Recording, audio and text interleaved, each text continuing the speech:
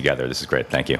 But just to finish my thought, so as it's evolved, we realized that we couldn't just own this thing on our own because we were still just kind of talking to ourselves. So last year, my colleague John McCarris came up with the idea that we wanted to invite in a whole bunch of digital publishers to join us. And so from the Digitas New Front, last year was born the Digital Content New Fronts. And we wanted to really create and make sure, as it falls in the calendar a couple weeks before the broadcast upfronts, that we were really creating some tension between one marketplace and the other one. We feel like it's been a really big success, but it couldn't have been a success without all these other companies coming together to try to make this market. And so we'll talk a little bit more as we go through that. But now, since the technical difficulties are over, all signs of digital video, and I'm going to have to look this way and that way since I don't have my computer or my notes in front of me any longer, are of strong adoption. There is strong adoption, obviously, in this space. The biggest issue, though, is that consumers and marketers are taking their own path to get there. They're choosing their way in as opposed to the industry creating it for them. And we can look at that as a great thing, but there's obviously some challenges inherent in that. So starting off, let's talk about consumers first. As you can see, and I don't think we have my most recent version up here, but okay, we're going to roll with this. This is kind of a Clinton moment. So cable and satellite is about 55 to 60 million monthly subscribers, homes in the United States.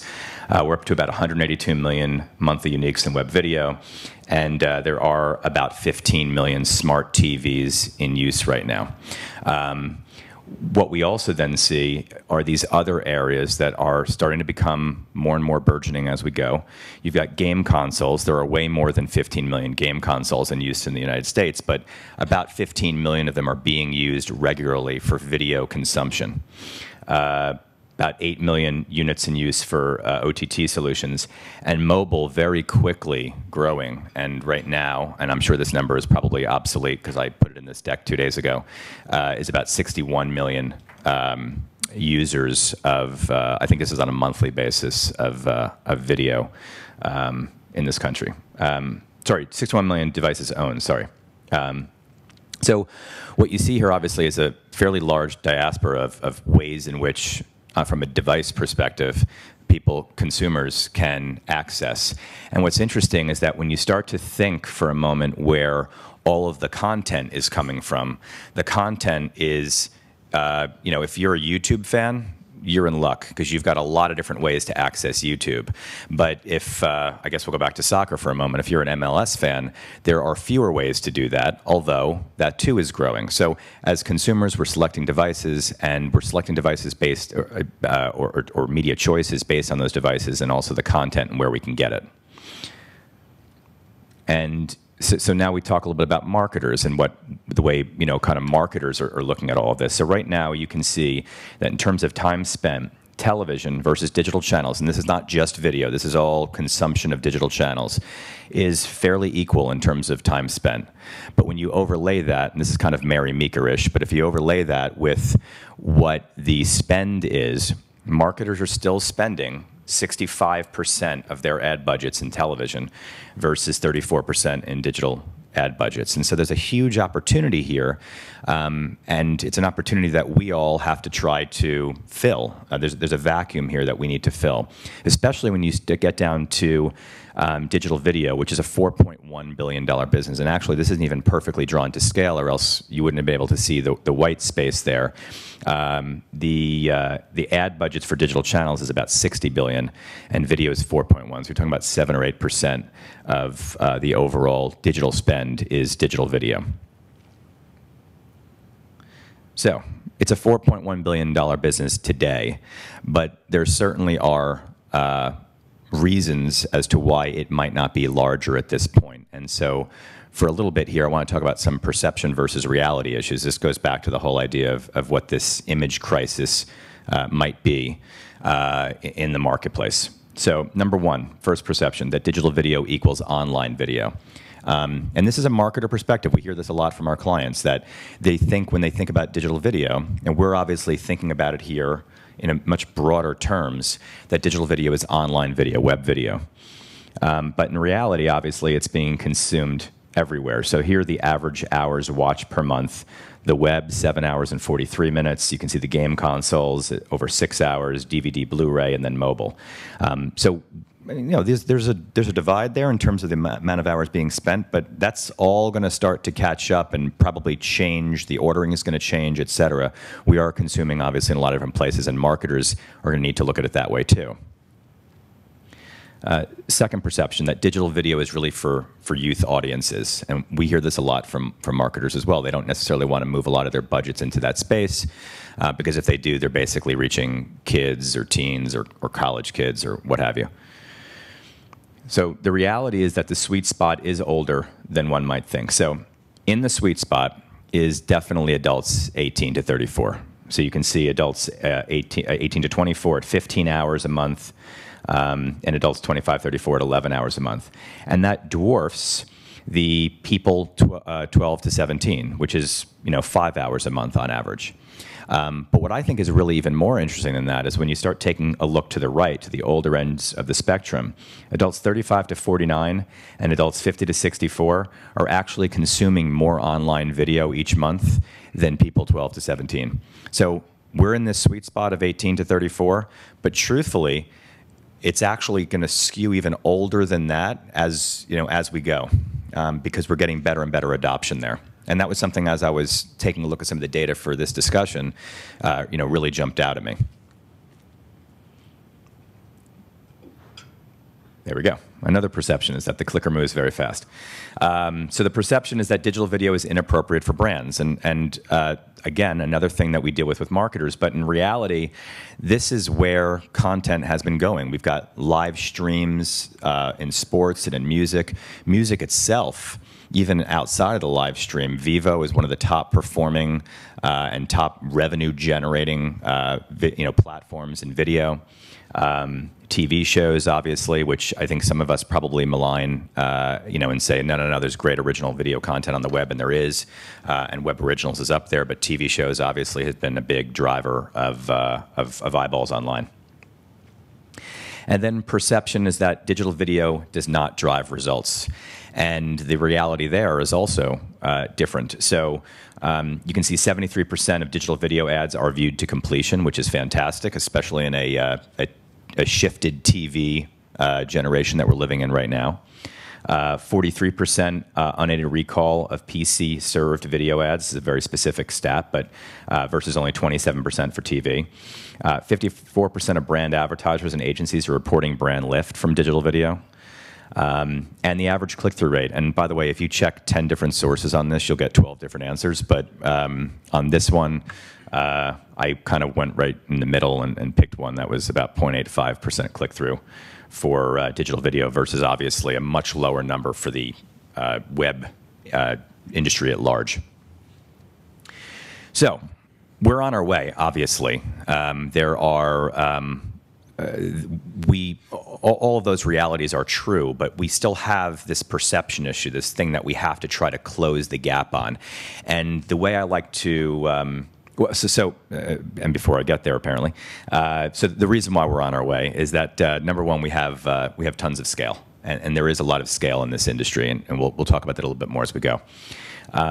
Secondly, there's great companies and great technology in this space that are helping to pave the way. And so we've got great infrastructure going on right now.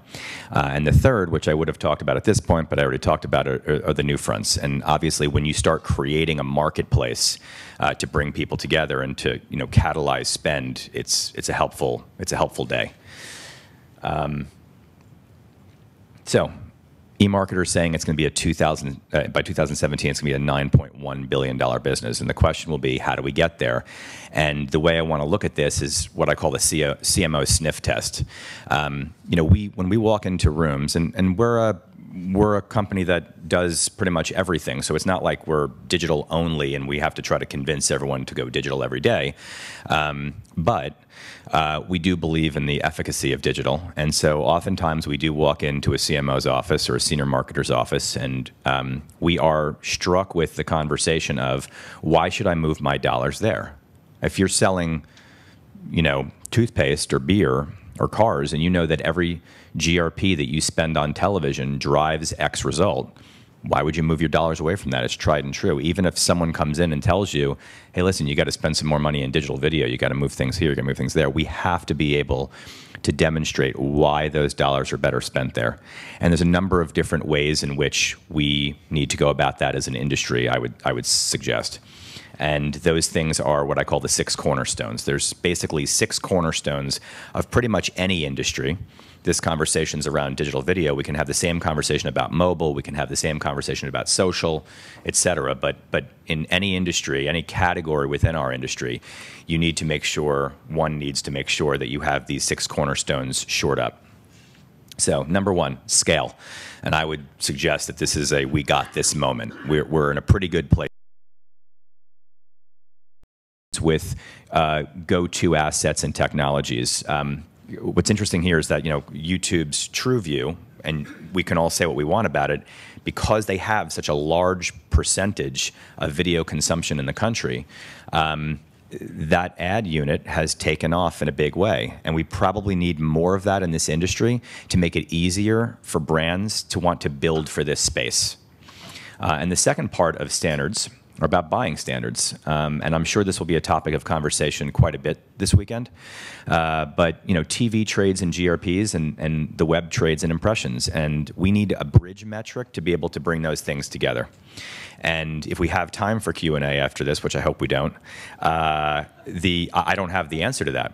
But there are plenty of people in this room, and all of us collectively together, thinking about this, where we can make that assertion. And that's going to be very important because 3 or 4 years ago, I was dead set against talking about GRPs in the digital space because we have a much better way of doing things. It's one-to-one in our category. However, if we want to move those dollars more effectively, we have to talk in the language that's being spoken in the CMO suite. Third is measurement. So we need to connect to TV and to the business backend. And this is where not having a computer in front of me is going to get tough. Hello. So you can see from this chart over here that we've got somewhere around 92%, I think it is, of brands and agencies say that a unified metric across digital and television is important to extremely important to them. Or whatever those labels are, and obviously this is a survey, but I don't think we even needed the survey to know that this is obviously pretty critical. And the second part of this is that the impact on offline behavior and performance versus TV are the 2 highest metrics in surveys that brands and agencies want to see. Going big to go small. So what we've done an amazing job of in this industry is coming up with great solutions all over the place to try to target people and to try to use data. And that's natural. That's how industries are formed. I mean, we're still in the, I guess this is the day of sports analogies, but we're still in like the 1st or 2nd inning of where we're going in digital video. It won't probably be until the 4th or 5th inning until some of this starts to come together. But I say go big to go small because when we have all of these targeting and data solutions in pockets, we can't really leverage it across the entire spectrum. And that is another challenge that we will have as an industry to try to get more of those dollars. So targeting creative, we need to realize the promise that digital holds over analog. This is obviously something, again, when you talk about in pockets, there's great creative optimization companies out there. There are great solutions. But the idea is we're only going to be able to leverage that as marketers if we know that the amount of expense that we're putting into those creative solutions are going to be reaching a large swath of people. Otherwise, the cost benefit doesn't pay out. And then, just like before when we were talking about standardization, there's also the buying element, the targeting of impressions. So we need to combine the scale potential with the granularity that's afforded by technology. Again, this is another thing where YouTube and a few others have huge reach.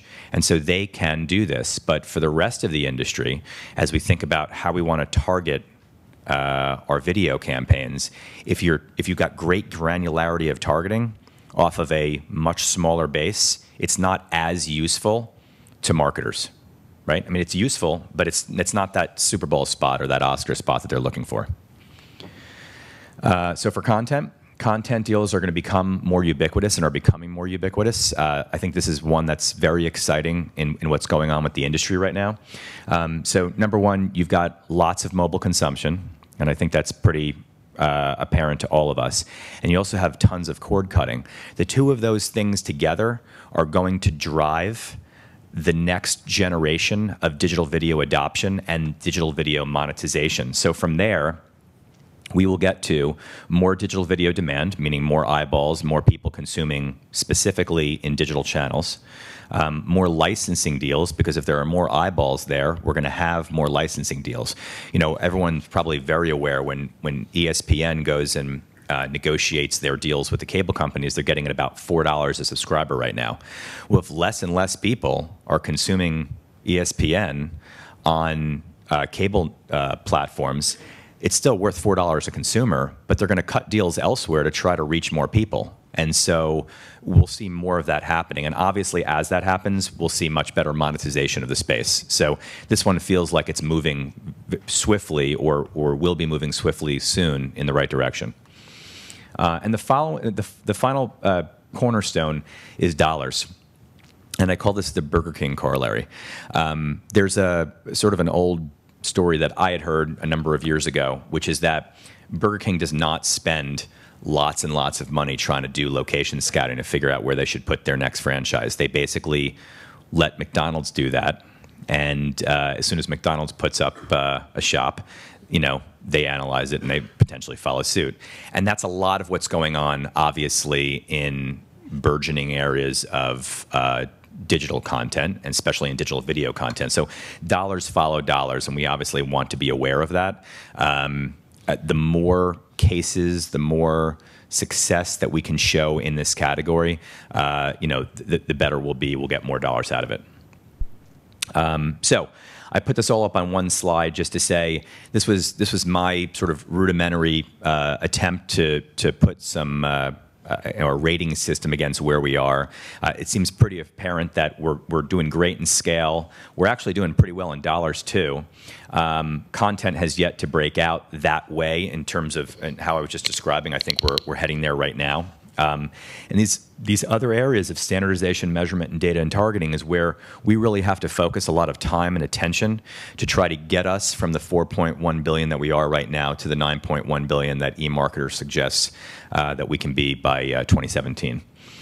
And specifically, over the next couple of years, I believe it's most likely around creative standards, this idea of a bridge buying metric, which could be extremely helpful to us as we're trying to monetize this space, and these content licensing deals, which will probably be happening with or without the people in this room, but still, I think, very important.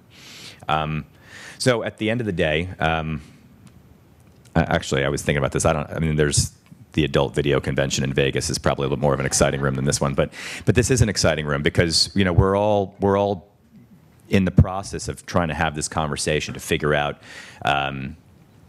you know, where we go from here, and the idea that we might have the next 2 years break out and help us get to that 9.1. It's coming from people in this room. So anyway, thank you for your time, and I don't know if we have any time for discussion. Yeah, we do. Thank you, Jordan. Any questions for Jordan? Uh-oh. Joe Mandisi from Mediapost. That was great, Jordan. But since you invoked Mary Meeker, I'd like to ask a Mary Meeker-ish follow-up question. So you know what it is, which is it fair to equate time spent, ad spend, especially when a medium like digital, consumers are doing things other than, you know, consuming content, looking at advertising, they're multitasking. They may also be communicating, chatting, tweeting, doing whatever. So is it an apples to oranges comparison? Well, I don't know that there's ever apples to apples comparisons in almost anything, but I would maybe flip that around and say I don't think that anyone watches TV anymore without multitasking. So, you know, you watch television and you're tweeting, or you're watching television and you're watching another video that was inspired by what you were watching on television, whether it's the program or whether it's a commercial that you saw, et cetera. So it does seem to me, though, that that 65 to, I think it was 34, is kind of ridiculous. I wanted to ask you to elaborate a little bit on the content licensing deal piece of this. I mean, we know why the MSOs have that power and why they want to align with the MSOs, but what of these many other platforms, where do you see content focusing on what sorts of licensing deals and where does their content, I mean, they've tried before in licensing, say, with the carriers, with the mobile carriers, to no avail. Where do you see those deals taking place, and what are the channels where that content's going to be most important to the emerging channels? Well, the channel that I think is going to be most important is mobile. If I had to place a bet on of those 6 categories of devices that were up there, on where we're going to see the most growth in terms of user adoption, user viewership, it's probably going to be in mobile. And we're seeing that. Who will they cut the deals with? Who are the ones who are going to actually have it? Right. So I think I'm very interested, and I'm paying attention to what's going on with HBO and how they're kind of taking a look at their own app experience. Now, it might be a little bit more, a little easier for them since they already are a pay channel, but I'm interested in seeing where app video usage goes. Where we're gaining a lot of strength right now, outside of maybe YouTube, although I guess that's an app experience as well.